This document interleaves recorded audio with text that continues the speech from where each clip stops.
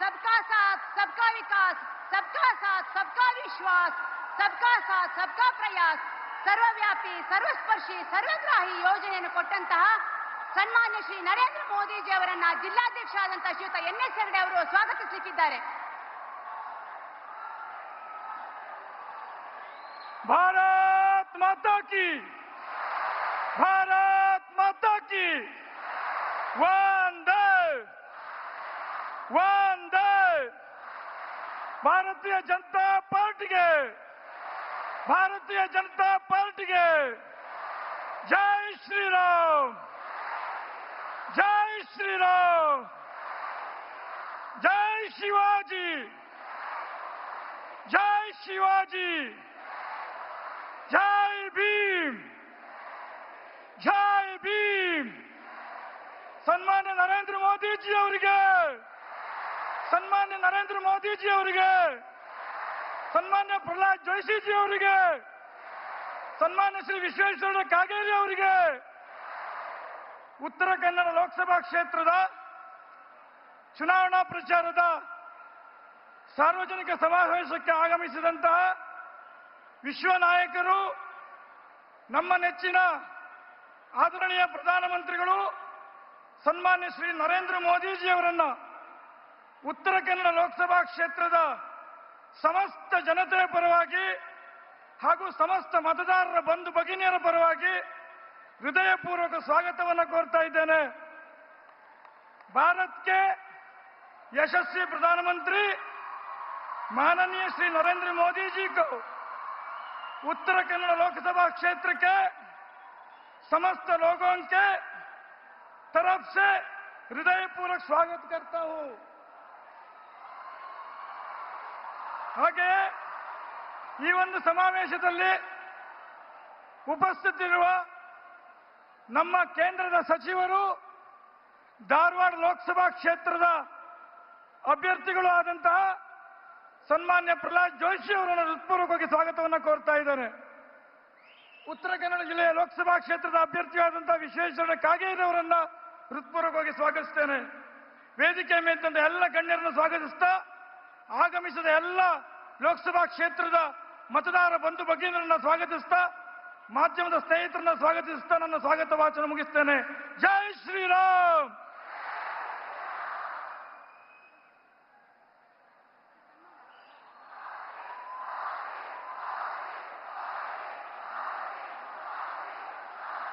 ಉತ್ತರ ಕನ್ನಡ ಲೋಕಸಭಾ ಕ್ಷೇತ್ರದ ಪರವಾಗಿ ಸನ್ಮಾನ್ಯ ಶ್ರೀ ನರೇಂದ್ರ ಮೋದಿಜಿ ಅವರಿಗೆ ಶಾಲನ್ನ ಹಾಕಿ ಸನ್ಮಾನಿಸಬೇಕು ಅಂತ ಹೇಳಿ ಶ್ರೀಮತಿ ರೂಪಾಲಿ ನಾಯ್ಕ ಅವರನ್ನ ಕೇಳ್ಕೊಳ್ತಾ ಇದ್ದೇವೆ. ಅದರಂತೆ ಹಾರವನ್ನ ಶ್ರೀ ಪ್ರಹ್ಲಾದ ಜೋಶಿ ಅವರು ಹಾಗೂ ನಮ್ಮ ಉತ್ತರ ಕನ್ನಡ ಜಿಲ್ಲೆಯ ವಿಶೇಷತೆ ಸಿರಸಿಯ ವಿಶೇಷತೆಯಾದಂತಹ ಬೇಡರ ವೇಷದ ಒಂದು ಕಿರೀಟವನ್ನ ಸನ್ಮಾನ್ಯ ಶ್ರೀ ವಿಶ್ವೇಶ್ವರ ಕಾಗೇರಿ ಅವರು ನೀಡಬೇಕು ಅಂತ ಹೇಳಿ ಅವರಲ್ಲಿ ವಿನಂತಿಸಿಕೊಳ್ತಾ ಇದ್ದೇವೆ. ಬಂದಂತಹ ಎಲ್ಲ ಮಹಿಳೆಯರ ಪರವಾಗಿ ವೇದಿಕೆ ಮೇಲಿರುವಂತಹ ಮಹಿಳೆಯರು ನಮ್ಮ ಗ್ರಾಮ ದೇವತೆ ಶಕ್ತಿ ದೇವತೆಯಾದಂತಹ ಶ್ರೀ ಮಾರಿಕಾಂಬಾ ದೇವಿಯ ಪ್ರತಿಮೆಯನ್ನ ನೀಡಿ ಆದರದಿಂದ ಗೌರವಿಸ್ತಾ ಇದ್ದಾರೆ.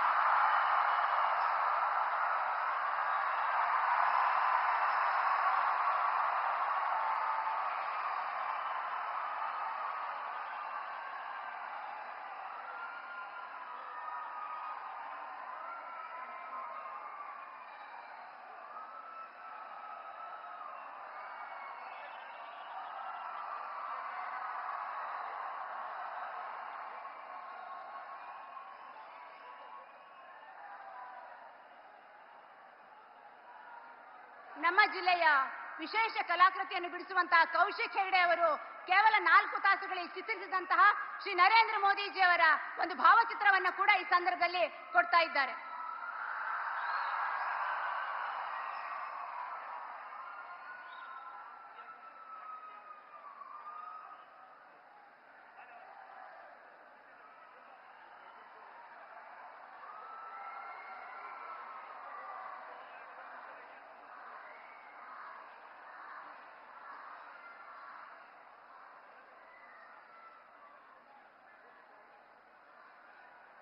ಸನ್ಮಾನವನ್ನು ನೆರವೇರಿಸಿಕೊಟ್ಟಂತಹ ಎಲ್ಲ ಗಣ್ಯಾತಿ ಗಣ್ಯರಿಗೂ ಕೂಡ ಧನ್ಯವಾದಗಳು.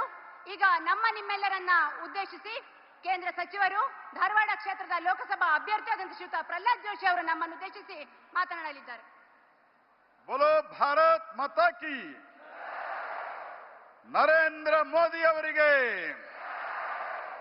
ನರೇಂದ್ರ ಮೋದಿ ಅವರಿಗೆ ನಮ್ಮೆಲ್ಲರ ನೆಚ್ಚಿನ ನಾಯಕರು ದೇಶ ಕಂಡ ಅಪ್ರತಿಮ ಆಡಳಿತಗಾರ ಹಾಗೂ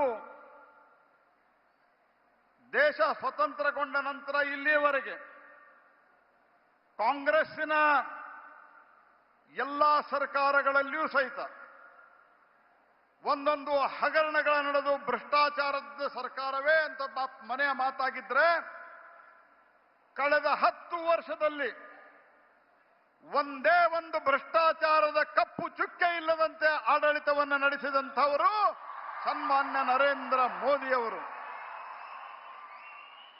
ಹಾಗಾಗಿ ಒಂದು ಆಡಳಿತ ಇನ್ನೊಂದು ಆರ್ಥಿಕ ನೀತಿಯ ಪರಿಣಾಮವಾಗಿ ಇವತ್ತು ಜಗತ್ತಿನ 5ನೇ ಅತಿ ದೊಡ್ಡ ಆರ್ಥಿಕ ಶಕ್ತಿಯಾಗಿ ಹೊರಹೊಮ್ಮಿದೆ. ಸ್ನೇಹಿತರೆ, ನಾನು ನಿಮಗೊಂದು ಮಾತು ಹೇಳಲಿಕ್ಕೆ ಬಯಸ್ತೇನೆ. ಯಾವಾಗ ಭಾರತೀಯ ಜನತಾ ಪಾರ್ಟಿ ಮುಂದಕ್ಕೆ ಬರ್ತದೆ, ಭಾರತೀಯ ಜನತಾ ಪಾರ್ಟಿ ಪ್ರವರ್ಧಮಾನಕ್ಕೆ ಬರ್ತದೆ, ಒಂದು ಅಪಪ್ರಚಾರವನ್ನ ಮಾಡುವ ಕೆಲಸವನ್ನ ಮಾಡ್ತಾರೆ. ಅದು ಏನು ಅಂದ್ರೆ ಬಿಜೆಪಿಯವರು ಸಂವಿಧಾನವನ್ನ ಬದಲಿಸ್ತಾರೆ ಮತ್ತು ರಿಸರ್ವೇಶನ್ ಅನ್ನ ತೆಗಿತಾರೆ ಅಂತ ಹೇಳಿ. ನಾನು ಒಂದು ಮಾತು ಹೇಳ್ತೀನಿ, ದೇಶದ ಸಂವಿಧಾನಕ್ಕೆ ಮತ್ತು ಡಾಕ್ಟರ್ ಬಾಬಾ ಸಾಹೇಬ್ ಅಂಬೇಡ್ಕರ್ ಅವರಿಗೆ ಅತ್ಯುನ್ನತವಾದಂತಹ ಗೌರವವನ್ನು ಕೊಟ್ಟು ಅವರ ಪಂಚ ತೀರ್ಥಗಳನ್ನ ಯಾರಾದರೂ ಅಭಿವೃದ್ಧಿ ಮಾಡಿ ಅವನ್ನ ಪಂಚ ತೀರ್ಥ ಕ್ಷೇತ್ರ ಅಂತ ಕರೆದಂತಹ ಪ್ರಧಾನಮಂತ್ರಿ ಇದ್ರೆ ಅದು ಶ್ರೀ ನರೇಂದ್ರ ಮೋದಿ ಅವರು. ಯಾರನ್ನು ವೋಟ್ ಬ್ಯಾಂಕ್ ರಾಜಕಾರಣದಂತೆ ಉಪಯೋಗ ಮಾಡಲಾರದೆ ಮೊದಲನೇ ಸರ್ತಿ ಅವಕಾಶ ಸಿಕ್ಕಾಗ ನಾವು ರಾಮನಾಥ್ ಕೋವಿಂದ್ ಅನ್ನುವಂತಹ ದಲಿತ ವ್ಯಕ್ತಿಯನ್ನ ನಾವು ರಾಷ್ಟ್ರಪತಿ ಮಾಡಿದರೆ ಸನ್ಮಾನ್ಯ ಪ್ರಧಾನಮಂತ್ರಿಯವರು ಅದಕ್ಕೆ ಒಂದು ಅನುಮೋದನೆಯನ್ನ ಕೊಟ್ಟರೆ ಅತ್ಯಂತ ಸಾಮಾನ್ಯ ಕುಟುಂಬದಿಂದ ಬಂದಂತಹ ಒಬ್ಬ ಹಿಂದುಳಿದ ಮಹಿಳೆ, ಆ ಮಹಿಳೆಗೆ ರಾಷ್ಟ್ರಪತಿಯನ್ನ ಮಾಡುವುದರ ಮೂಲಕ ದೇಶದ ಒಂದು ದೊಡ್ಡ ಗೌರವವನ್ನು ಕೊಡುವಂತಹ ಕೆಲಸವನ್ನು ಆ ವರ್ಗಕ್ಕೆ ನಾವು ಮಾಡಿದ್ದೇವೆ. ಅನೇಕ ಟ್ರೈಬ್ ಜನ ತಾವು ಇಲ್ಲಿ ಇದ್ದೀರಿ, ಇದನ್ನು ತಾವು ಗಮನಿಸಬೇಕು ಅನ್ನುವಂತಹ ಮಾತು ಹೇಳ್ತೇನೆ ನಾನು. ಸ್ನೇಹಿತರೆ, ನರೇಂದ್ರ ಮೋದಿ ಗ್ಯಾರಂಟಿ ಅಂದ್ರೆ ಆ ಗ್ಯಾರಂಟಿ ಜೀವನದ ಭದ್ರತೆಯ ಗ್ಯಾರಂಟಿ ಅನ್ನುವಂಥದ್ದನ್ನು ತಾವು ನೆನಪಿಡ್ಕೋಬೇಕು. ಈ ದೇಶದೊಳಗ ಭಯೋತ್ಪಾದನೆ ಅತ್ಯಂತ ಕಮ್ಮಿಯಾಗಿ ಆಲ್ಮೋಸ್ಟ್ ಇಲ್ಲ ಅನ್ನುವಂತಹ ಸ್ಥಿತಿಗೆ ಬಂದಂತಹ ಸಂದರ್ಭದಲ್ಲಿ ಕಾಂಗ್ರೆಸ್ ಸರ್ಕಾರ ಕರ್ನಾಟಕ ರಾಜ್ಯದಲ್ಲಿ ಬಂದ ನಂತರ ಯಾವ ರೀತಿ ನಡೀತಾ ಇದೆ ಅನ್ನೋದನ್ನ ತಾವು ನೋಡಿದ್ದೀರಿ. ಮೊದಲನೇದಾಗಿ ನಮ್ಮ ವಿಧಾನಸೌಧದಲ್ಲಿ ಪಾಕಿಸ್ತಾನ್ ಜಿಂದಾಬಾದ್ ಅನ್ನುವಂತಹ ಘೋಷಣೆಯನ್ನು ಮಾಡಿದ್ರೆ ಅರೆಸ್ಟ್ ಮಾಡಲಿಕ್ಕೆ 8 ದಿವಸ ತೆಗೆದುಕೊಂಡಂತ ಒಂದು ನಾಚಿಗೇಡಿ ಸರ್ಕಾರ ಇಲ್ಲಿ ಕೂತಿದೆ ಸ್ನೇಹಿತರೆ. ಅದೇ ರೀತಿ ಒಂದು ಕಡೆ ಈ ಸ್ಥಿತಿ ಆದ್ರೆ ನರೇಂದ್ರ ಮೋದಿ ಅವರ ಸರ್ಕಾರ ಏನ್ ಹೇಳ್ತದೆ, ಭಯೋತ್ಪಾದನೆ ಬಗ್ಗೆ ಶೂನ್ಯ ಸಹಿಷ್ಣುತೆ, ಯಾವ ಕಾರಣಕ್ಕೂ ಸಹಿಸೋದಿಲ್ಲ ಅನ್ನುವಂತಹ ಮಾತು ಹೇಳಿ ಪಾಕಿಸ್ತಾನವನ್ನು ತಹಬಂದಿಗೆ ಇಟ್ರೆ ಇವತ್ತು ರಾಮೇಶ್ವರಂ ಕೆಫೆ ಬಾಂಬ್ ಬ್ಲಾಸ್ಟ್ ಆದಾಗ ಈ ರಾಜ್ಯದ ಗೃಹ ಮಂತ್ರಿ ಸ್ಟೇಟ್ಮೆಂಟ್ ಕೊಡ್ತಾರೆ. ಏನ್ ಸ್ಟೇಟ್ಮೆಂಟ್ ಕೊಡ್ತಾರೆ? ಅದು ಸಿಲಿಂಡರ್ ಸ್ಫೋಟ ಆಗಿದೆ ಅಂತ. ಅಂದ್ರೆ ಮುಚ್ಚಿ ಹಾಕುವ ಹುನ್ನಾರ. ಇನ್ನೊಬ್ಬರು ಕೊಡ್ತಾರೆ ಬಿಸಿನೆಸ್ ರೈವಲರೀಸ್, ಬಿಸಿನೆಸ್ ಸ್ಪರ್ಧೆಯಿಂದ ಆಗಿದೆ ಅಂತ ಹೇಳಿ. ಹಾಗಾಗಿ ಒಂದು ರೀತಿಯಲ್ಲಿ ತುಷ್ಟೀಕರಣದ ಪರಾಕಾಷ್ಠೆಯ ಪರಿಣಾಮ.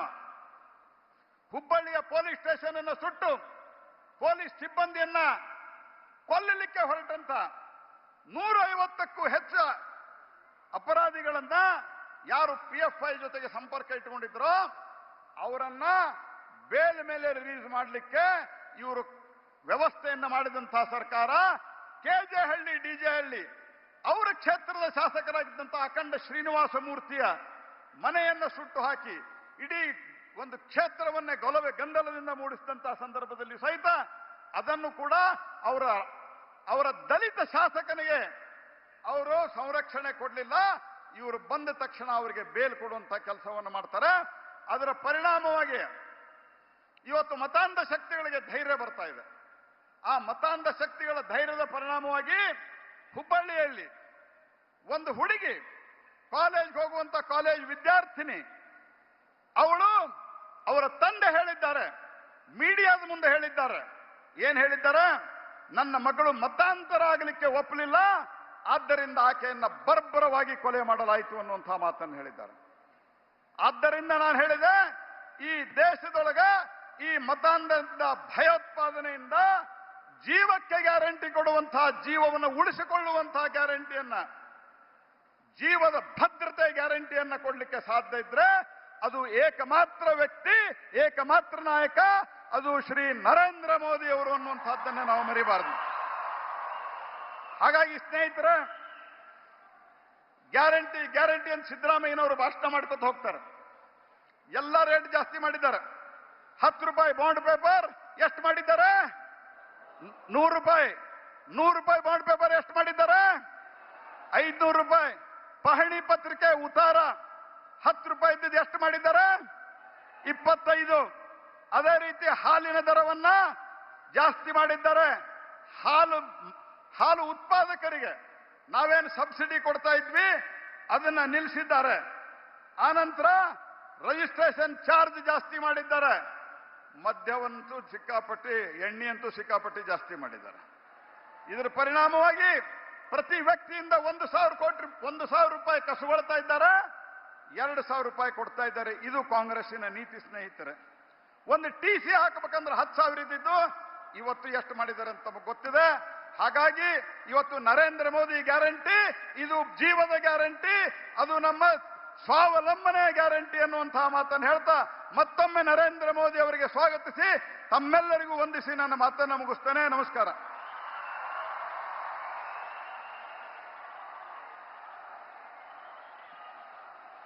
ತಾವೆಲ್ಲರೂ ಕೂಡ ಬಹಳ ಹೊತ್ತಿನಿಂದ ಕಾತುರಕತೆಯಿಂದ ಉತ್ಸುಕತೆಯಿಂದ ಕಾಯ್ತಾ ಇರುವಂತಹ ಶ್ರೀ ನರೇಂದ್ರ ಮೋದಿಜಿ ಅವರು ನಮ್ಮನ್ನು ಉದ್ದೇಶಿಸಿ ಮಾತನಾಡಲಿಕ್ಕಿದ್ದಾರೆ. अपने लोकप्रिय प्रधानमंत्री सम्मान्य श्री नरेंद्र मोदी जी को इसके स्वागत करते हुए विनती करती हूं कि हम सबको संबोधन करें.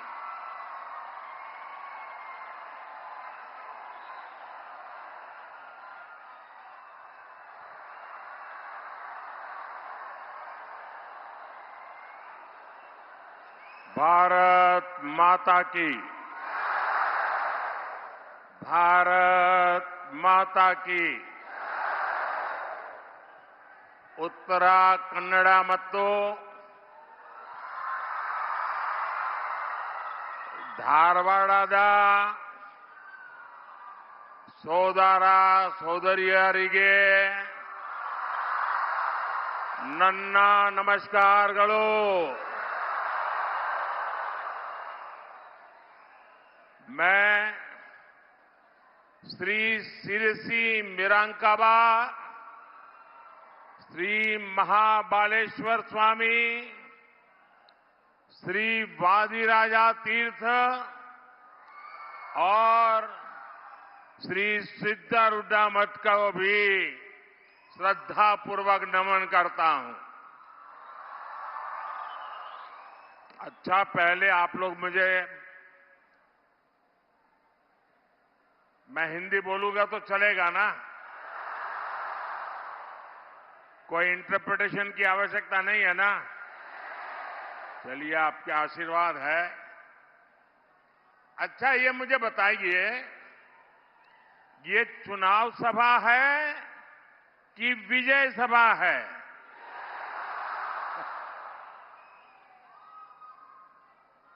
आप लोगों ने वातावरण तो ऐसे ही बढ़ा दिया है जैसे कर्नाटका में भारतीय जनता पार्टी का अभूतपूर्व विजय आप लोगों ने तय कर लिया है. भाई और बहनों, जब मैं गुजरात में मुख्यमंत्री था तो शायद आज से 16 साल पहले इस धरती को प्रणाम करने के लिए आया था। आपके आशीर्वाद मांगने के लिए आया था। और तब से लेकर अब तक आपने मुझे कभी भी खाली हाथ नहीं लौटाया है। आपका प्यार इतना है, मैंने जब मांगा, जो मांगा, आप लोगों ने जी भर के दिया है। इस धूप में भी मैं देख रहा हूं सारे लोग वहां धूप में बैठे हैं। ये तपस्या छोटी नहीं है जी। इतनी बड़ी तादाद में धूप में लोग जो बैठे हैं, यहां धूप में खड़े हैं, जो लोग धूप में तप रहे हैं, उन्हें मैं कहना चाहता हूं, आपको जो असुविधा हुई, इसके लिए हमारी पार्टी की तरफ से मैं क्षमा मांगता हूं। लेकिन आप जो इतने ताप में तप रहे हैं ना, आपकी इस तपस्या को मोदी बेकार नहीं जाने देगा।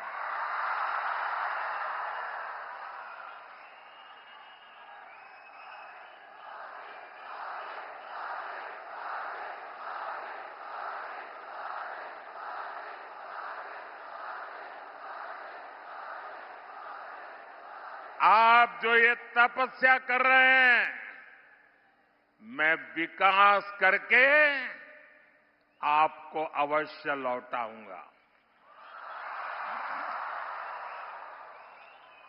भाइयों और बहनों, आज मैं आप सभी से विकसित कर्नाटका के लिए, विकसित भारत के लिए आप सबका, पूरे कर्नाटका का आशीर्वाद मांगने के लिए आया हूं।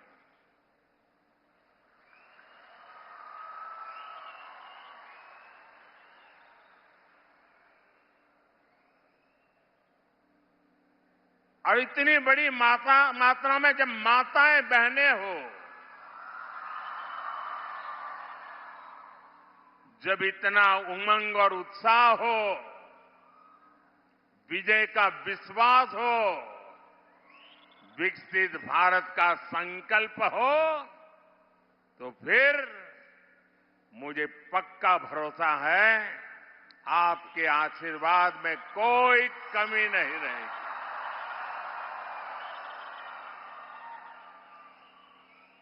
और मैं देख रहा हूं कि आप उत्तर कन्नड़ा से मेरे बहुत पुराने साथी विश्वेश्वर हेगड़े जी,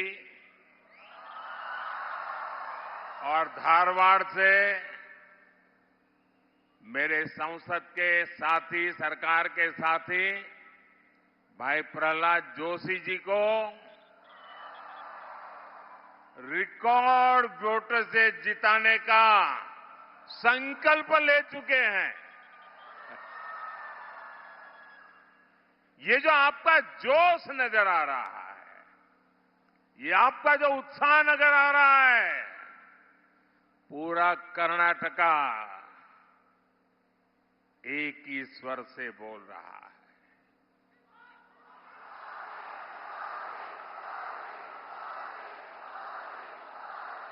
एक ही गुंज सुनाई दे रही है।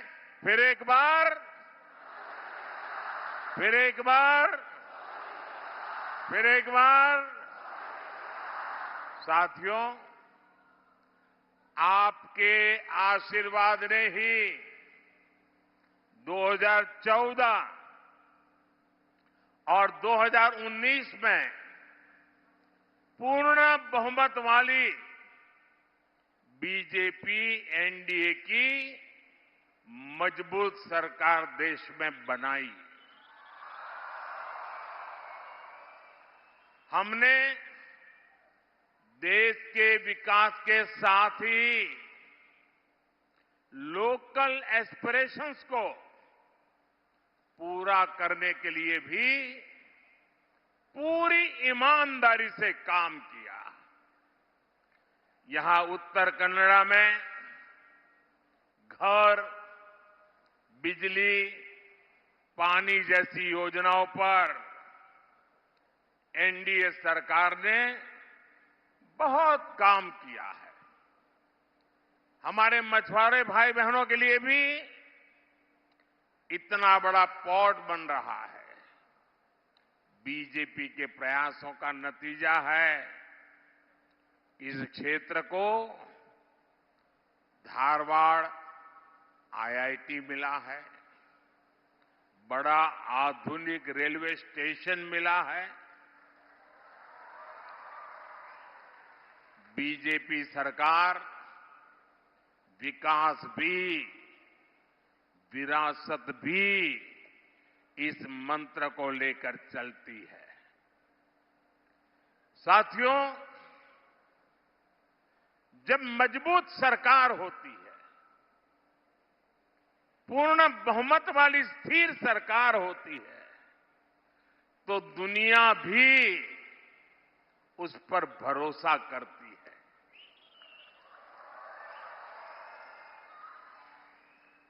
आप मुझे बताइए, आज पूरी दुनिया में हिंदुस्तान का डंका बज रहा है कि नहीं बज रहा है? चारों तरफ हिंदुस्तान की वाहवाही हो रही है कि नहीं हो रही है? अमेरिका में भी भारत का जय जयकार होता है कि नहीं होता है? यूरोप में भी भारत का गौरवगान होता है कि नहीं होता है? हिंदुस्तानी दुनिया में कहीं पर भी जाए तो माथा ऊंचा कर करके खड़ा होता है कि नहीं होता है? होता है कि नहीं होता है? आपको गर्व होता है कि नहीं होता है? सम्मान अनुभव करते हैं कि नहीं करते हैं? लेकिन ये कैसे हुआ? कैसे हुआ? किसने किया? किसने किया? उधर से जवाब चाहिए, किसने किया? पीछे से जवाब चाहिए, किसने किया? आप लोग भाई, आप सबका जो जवाब है ना, ये पूरी तरह गलत है। ये मोदी ने नहीं किया है, ये आपके एक वोट ने किया है। आपके वोट की ताकत है। आपके वोट की क्या ताकत होती है, ये 10 साल में हिंदुस्तान के हर मतदाता ने देखा है। और मोदी आपके एक एक वोट का जो उसकी ताकत है, उस ताकत के भरोसे जब दुनिया के किसी भी नेता बड़े बड़े को मिलता हूं ना, 6 फीट वाले हो, 6.5 फीट वाले हो, हैं? कितनी ही गोरी चमड़ी क्यों न हो, जब मैं उनको मिलता हूं ना, मुझे देखना तो ऐसे पड़ता है। लेकिन जब मैं दुनिया की बड़ी बड़ी शक्तियों को मिलता हूं तो मोदी अकेला नहीं मिलता है। 140 करोड़ देशवासी मेरे पीछे खड़े होते हैं और तब जाकर के मैं सीना तान करके उनको हाथ मिलाता हूं। उनको भी लगता है यार कुछ तो है। लगता है कि नहीं लगता है? ये सब आपके एक वोट की ताकत है भाइयों।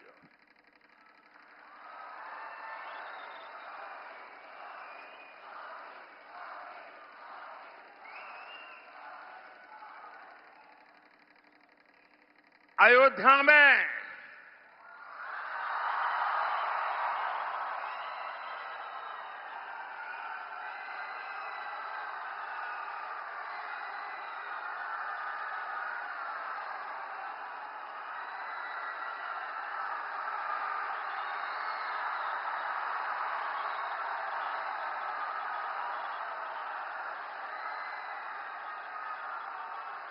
साथियों, मेरे और आपके पूर्वजों ने,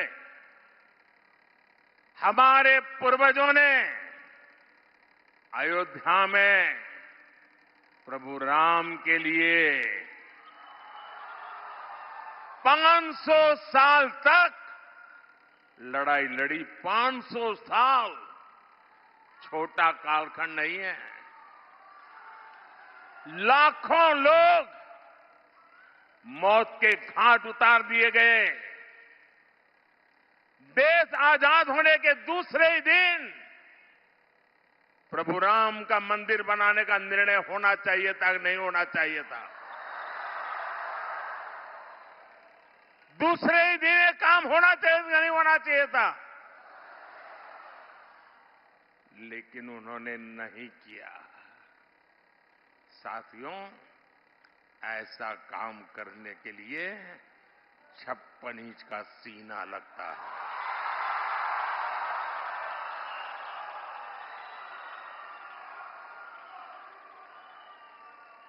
तब जाकर के 500 साल का सपना, 500 साल का इंतजार समाप्त होता है। लेकिन ये तब होता है जब आपके वोट की ताकत मिलती है।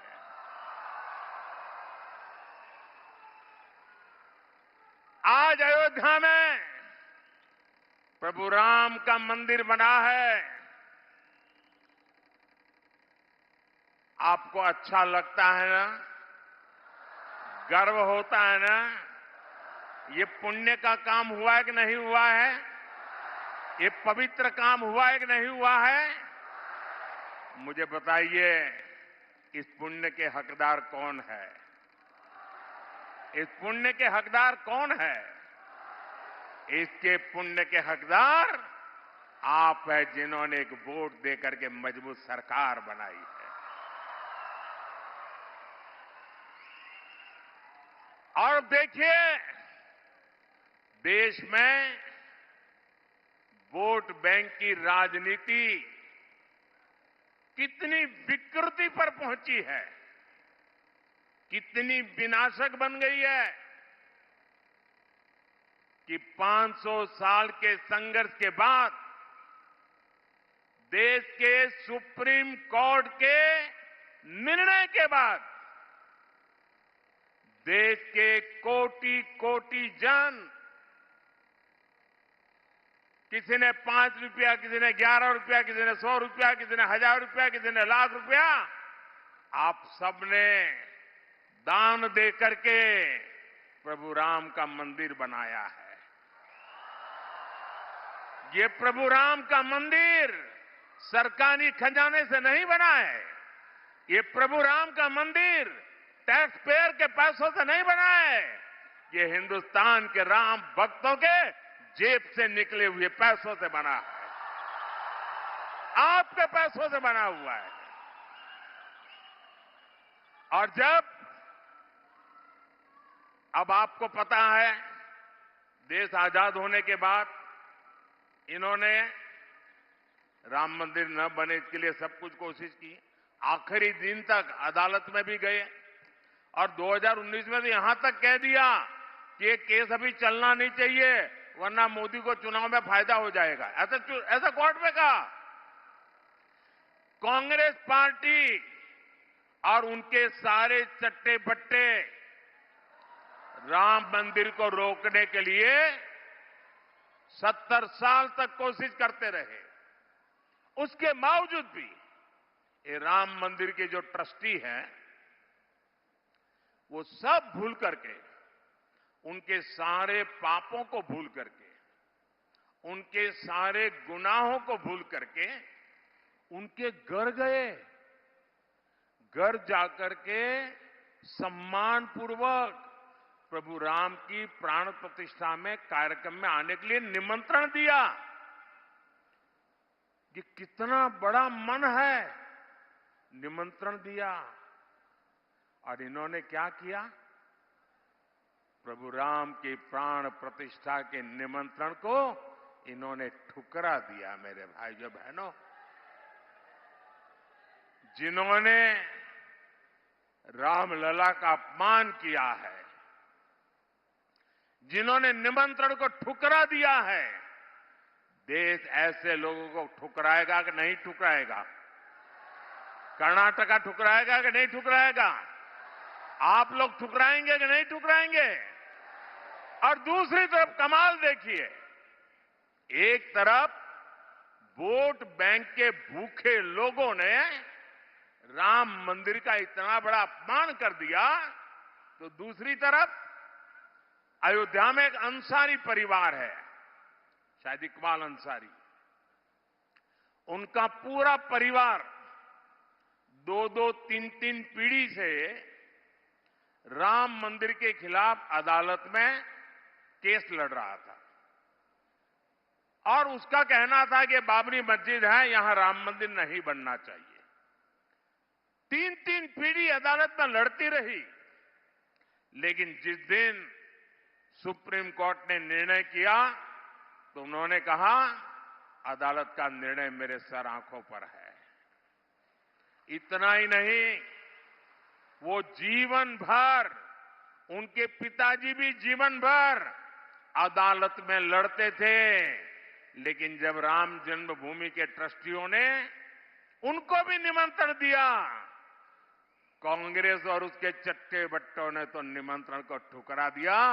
लेकिन ये अंसारी परिवार देखिए, ये अंसारी मुसलमान होने के बावजूद भी राम मंदिर प्राण प्रतिष्ठा में गए, पूरा समय बैठे, और इतना ही नहीं, उनका जो गनमैन था वो हिंदू था, तो उन्होंने गनमैन को एक लकड़ी की छोटा बना हुआ राम मंदिर की प्रतिकृति उसको भेंट में सौगात में दी।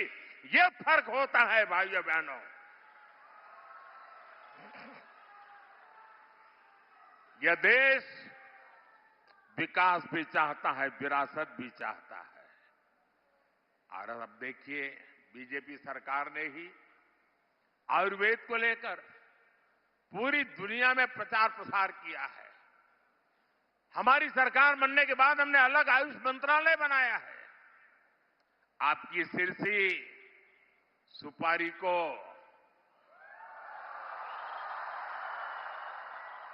जीआई टैग यानी उत्तर कन्नड़ा की पहचान बीजेपी ने ही दी है।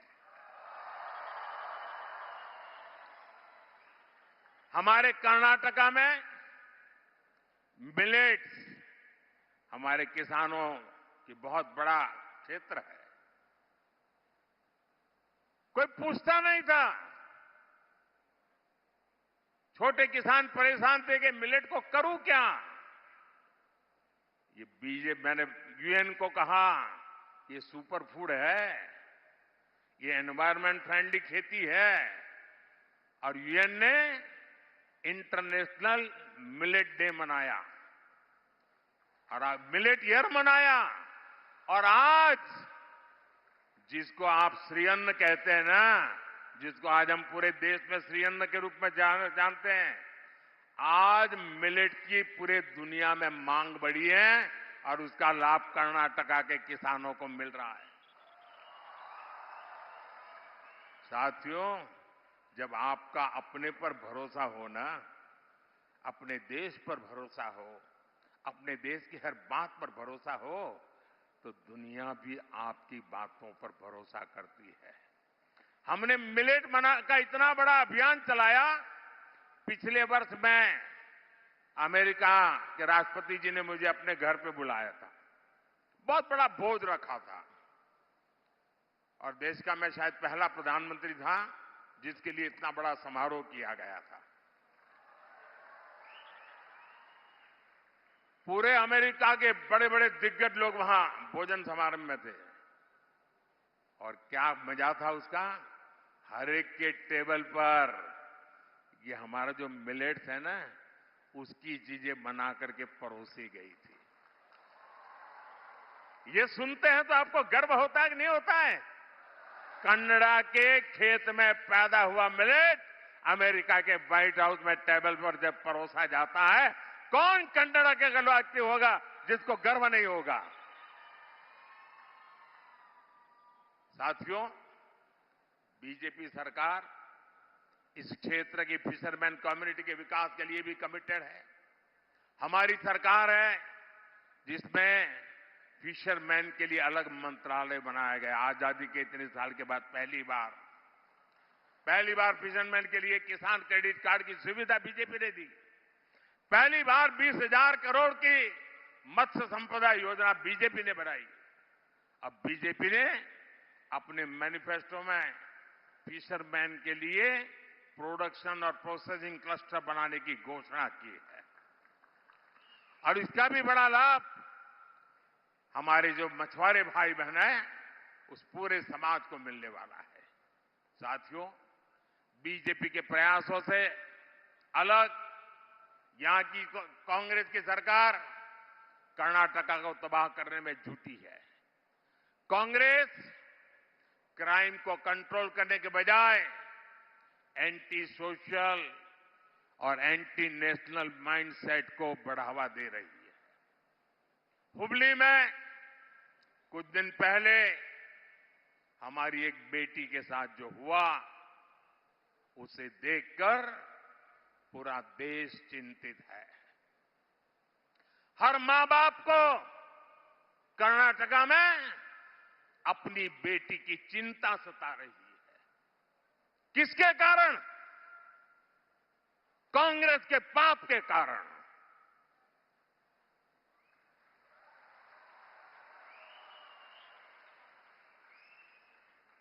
क्या कभी कांग्रेस आपकी बेटी की रक्षा कर सकती है क्या? आप उनके भरोसे बेटियों को बड़ा बना सकते हैं क्या? कॉलेज कैंपस में दिन दहाड़े ऐसा कदम उठाने की हिम्मत उस अपराधी में आई कैसे?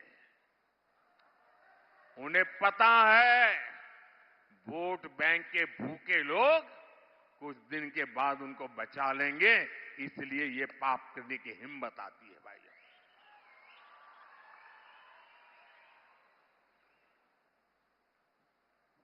इस क्राइम ने कर्नाटका में हमारी बेटियों की सुरक्षा के संबंध में गंभीर सवाल खड़े किए हैं। खराब कानून व्यवस्था ये कांग्रेस सरकार की पहचान बन चुकी है। आपको पता है 2014 के पहले हमारे देश के अखबारों की हेडलाइन क्या हुआ करती थी? आज बेंगलुरु में बम धमाका हुआ, आज बेंगलुरु में बम धमाका हुआ, आज अयोध्या में बम धमाका हुआ, आज दिल्ली में बम धमाका हुआ, आज गांधीनगर में बम धमाका हुआ, आज सूरत में बम धमाका हुआ, आज मुंबई के अंदर ट्रेन में ब्लास्ट हो गया। ये खबरें आती थी कि नहीं आती थी? आती थी कि नहीं आती थी? 2014 के बाद ये खबरें खत्म हुई कि नहीं हुई? खत्म हुई कि नहीं हुई? देश के कोने कोने में बम धमाकों को रोक लगी कि नहीं लगी? लेकिन बेंगलुरु में इनके आते ही बम फोड़ते हैं आकर के आतंकी। बेंगलुरु हाईटेक सिटी, दुनिया में जिस बेंगलुरु का नाम, वहां पर एक काफे में बम फूटता है। भाइयों बहनों, और ये लोग बयान देते हैं क्या? गैस का सिलेंडर फटा है। अरे आपका दिमाग फटा है कि गैस का सिलेंडर फटा है?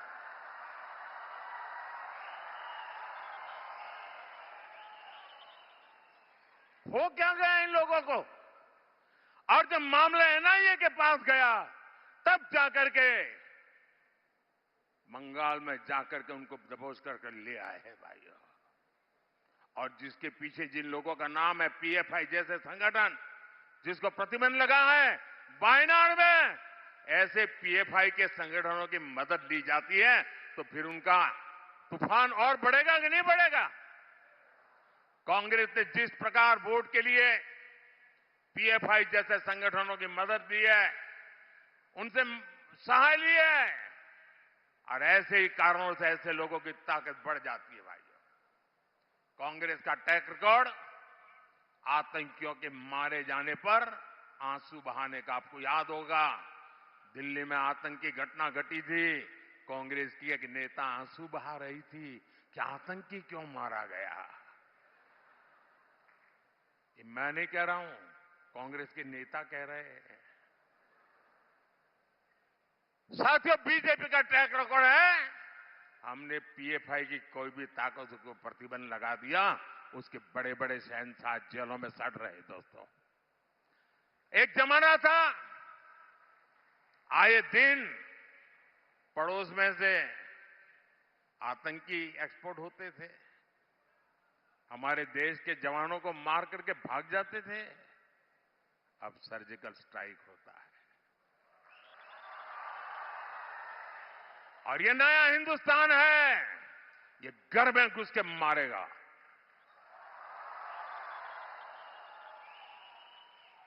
साथियों, कल से एक कांग्रेस के साहजादे एक बयान से पूरे देश में हंगामा हो रहा है।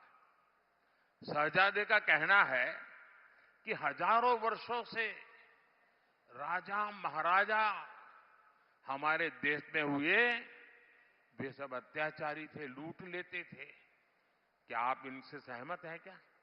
इस भाषा से सहमत है क्या? क्या अपने पापों को छिपाने के लिए देश के राजा महाराजाओं को गाली गलौज करना उचित है क्या? ये शोभा देता है क्या? कांग्रेस का ट्रैक रिकॉर्ड रहा है कि उसने भारतीय संस्कृति को नष्ट किया, भारत के इतिहास को सहित इतिहास नहीं रखा, उसको तोड़ा मरोड़ा है।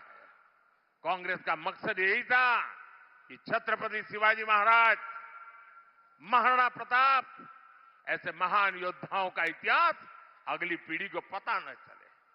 ये शाहजादे बाहर राजा महाराजाओं को गाली देते, उसको मालूम नहीं है छत्रपति शिवाजी महाराज ने पानी में जो काम किया था उस जमाने में, पानी पर जो प्रबंधन किया था, आज भी बड़े बड़े इंजीनियरों के लिए ये बहुत बड़ा सीखने वाला काम है। आपको तो सिर्फ इतना ही समझ आता है कि छत्रपति शिवाजी महाराज घोड़े पर बैठे। शिवाजी महाराज ने इतनी छोटी छोटी चीजों की चिंता की थी समाज की भलाई के लिए, आप उनको गालियां दे रहे हो। और उनके मुंह से किसी नवाब के लिए गाली सुनी भाई? किसी सुल्तान के लिए गाली सुनी क्या? किसी बादशाह के लिए गाली सुनी क्या? Vote bank. लोग पूछ रहे हैं कि कांग्रेस तुष्टीकरण के लिए और कितना पतन होगा, लोग पूछ रहे हैं। साथियों, इस क्षेत्र का भारत के इतिहास में बहुत ऊंचा स्थान है। यहां से कदम राजवंश ने लंबे समय तक शासन किया। कन्नड़ा भाषा की जो सेवा कदम राजवंश ने की है, क्या उसे कोई कन्नड़ी का भुला सकता है क्या? मैसूरू राजघराना वडियार राजवंश ने शिक्षा सहित हर सेक्टर में कितने ही काम किए हैं। अरे मैं गुजरात से आता हूं, मेरा गांव बड़ौदा गायकवाड़ स्टेट में हुआ करता था और बड़ौदा के महाराजा गायकवाड़, उन्होंने बाबा साहब आंबेडकर की प्रतिभा को देखा था। बाबा साहब आंबेडकर को बड़ौदा ले गए, बाबा साहब आंबेडकर को अपने पास रखा और बाबा साहब आंबेडकर को विदेश भेजने का पूरा प्रबंध महाराजा गायकवाड़ ने किया था और देश को बाबा साहब आंबेडकर मिले थे। लेकिन भाइयों बहनों, ये हमारे राजा महाराजाओं का योगदान शहजादे को अत्याचारी लगता है? आप ऐसे लोगों को माफ कर सकते हो भाई? कर्नाटका सहित पूरा देश का इतिहास है जहां नवाबों ने, सुल्तानों ने, बादशाहों ने आम नागरिकों पर घोर जुल्म किया, अत्याचार किए हैं। ऐसे सुल्तानों ने हमारे मंदिरों को, हमारे तीर्थों को लूटा, उन्हें तबाह किया। लेकिन शाहजादे ने उनको तो क्लीन चिट दे दी और सभी राजाओं महाराजाओं को अत्याचारी घोषित कर दिया। देश को बांटने का कांग्रेस का प्रयास खतरनाक है साथियों। इनसे बचने की जरूरत है। भाइयों बहनों, आपने देखा होगा, अब ये शाहजादे कह रहे हैं वो चुनाव के बाद अगर सत्ता में आए पूरे देश का एक्सरे करेंगे। एक्सरे, आपका एक्सरे होगा, आपके लॉकर का एक्सरे होगा, आपके घर का एक्सरे होगा, आपके खेत का एक्सरे होगा, और वो ढूंढ के निकालेंगे किसके पास क्या है। और फिर अगर ज्यादा है तो हड़प कर लेंगे और उनकी जो वोट बैंक है उनको बांट देंगे। हमारी माताओं बहनों के पास स्त्री धन एक बहुत सम्माननीय संपत्ति होती है। माताओं बहनों का मंगलसूत्र उससे पवित्र और कुछ मानते नहीं है। ये उस पर नजर बिठाए बैठे हैं कि ये तुम्हारे पास है, क्या जरूरत है, लाओ। क्या ये पाप हम करने देंगे क्या? ये उन्होंने ठान के रखा हुआ है भाई बहनों। और जब मैं ऐसी चीजें खोल करके रखता हूं तो उनको लगता है अरे पकड़े गए, मोदी तो मार रहा है। अरे मारेगा नहीं तो क्या करेगा? माफ करेगा क्या? देश को तबाह करने के ये आपके तरीकों को मैं देशवासियों को नहीं बताऊंगा तो कौन बताएगा? और आपको पता होना चाहिए मोदी मौज करने के लिए पैदा नहीं हुआ है।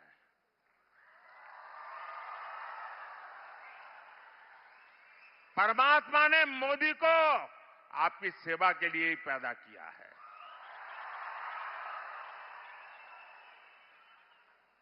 और आपका सपना ही मोदी का संकल्प है।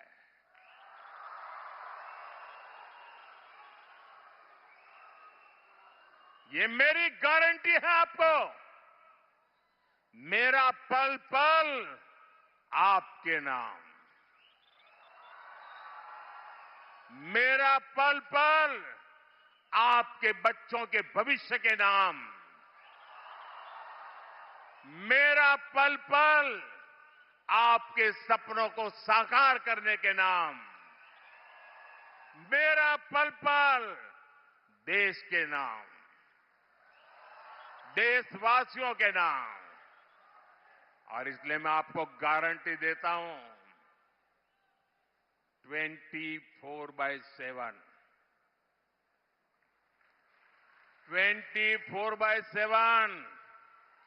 और 2047।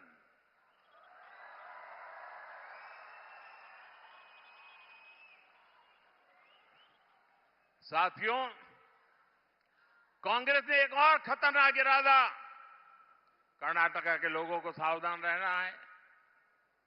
आप जो बचत करते हैं ना, हमारे देश में हर मां बाप वो कुछ भी है घर में तो सोचता है कि भाई मेरे मरने के बाद बच्चों को तो ये मिलना चाहिए, मैं ये तो रखूंगा, बच्चों को काम आएगा, एक घर कैसे भी करके बना दूं ताकि मरने के बाद बच्चों को दे सकूं।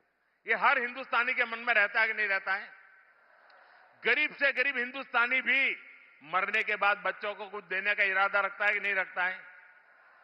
अब ये शाहजादे ने, उनके गुरु ने अमेरिका से घोषणा की है कि वो इनहेरिटेंस टैक्स लाएंगे।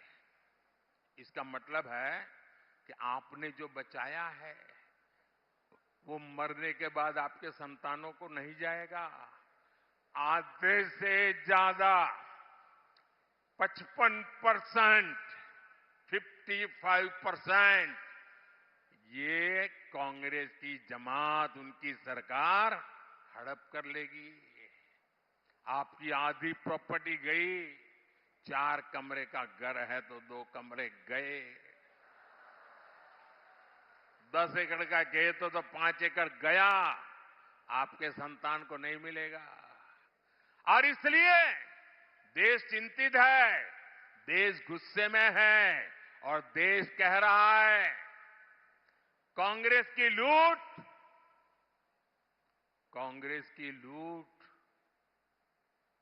जिंदगी के साथ भी कांग्रेस की लूट जिंदगी के साथ भी और जिंदगी के बाद भी।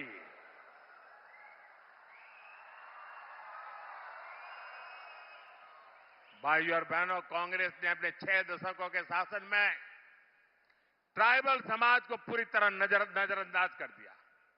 कांग्रेस ने आदिवासियों के लिए कभी अलग मंत्रालय नहीं बनाया। बीजेपी सरकार ने आदिवासी मंत्रालय भी बनाया और 10 सालों में बजट भी 5 गुना बढ़ाया। बीजेपी सरकार के प्रयासों से अब देश के ट्राइबल समाज का एक नया आत्मविश्वास पैदा हुआ है। और अभी हमारे प्रहलाद जी वर्णन कर रहे थे, द्रौपदी मुर्मू जी पहली आदिवासी महिला देश की राष्ट्रपति बनी है, उसका भी वर्णन कर रहे थे। मैं कन्नड़ा थोड़ा थोड़ा समझ लेता हूं जी।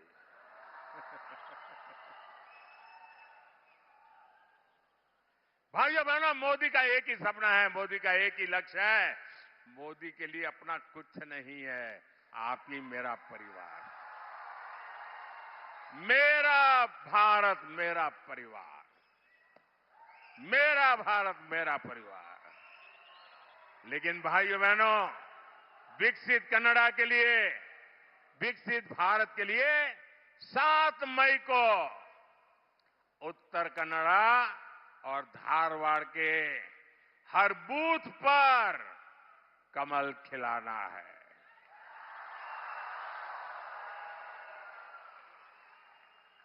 और कमल के निशान पर आप बटन दबाएंगे ना, तो आप पक्का मान लेना, आपको मोदी दिखाई देगा।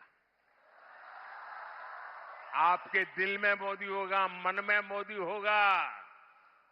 और आप जब कमल पे बटन दबाएंगे ना, आपका वोट सीधा सीधा मोदी के पास जाएगा।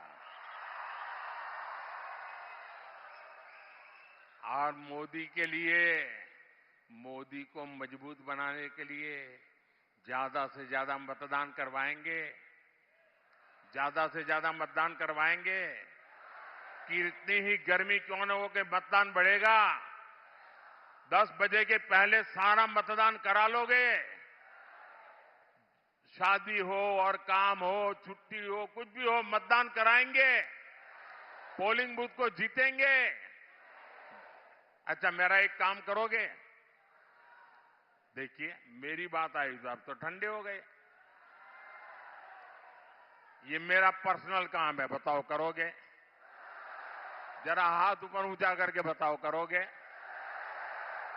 ये चुनाव वाला काम नहीं है, मेरा पर्सनल काम है, करोगे? पक्का करोगे? तो एक काम करना, घर घर जाइएगा और जाकर के कहना कि मोदी जी सिर से आए थे और मोदी जी ने आपको नमस्कार भेजा है। मेरा नमस्कार पहुंचा देंगे, मेरा प्रणाम पहुंचा देंगे।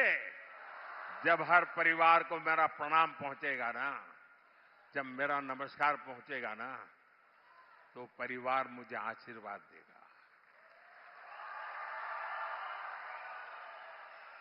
और वो आशीर्वाद ही मेरी ऊर्जा है, वो आशीर्वाद मेरी ताकत बढ़ा देगा और मुझे आपके लिए खप जाने की और नई प्रेरणा मिलेगी। और इसलिए मैं आपसे कहता हूं, घर घर जाकर के मेरा प्रणाम जरूर पहुंचाइएगा। मेरे साथ बोलिए, भारत माता की, भारत माता की, भारत माता की। बहुत बहुत धन्यवाद।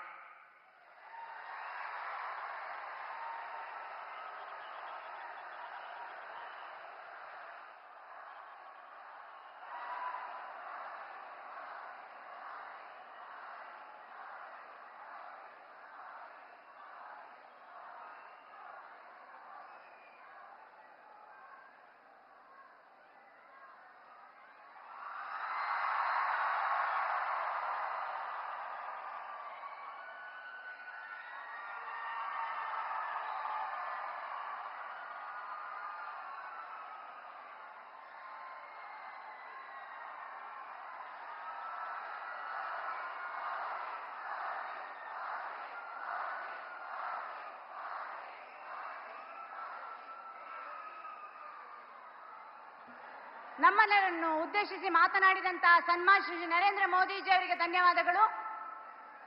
ಈಗ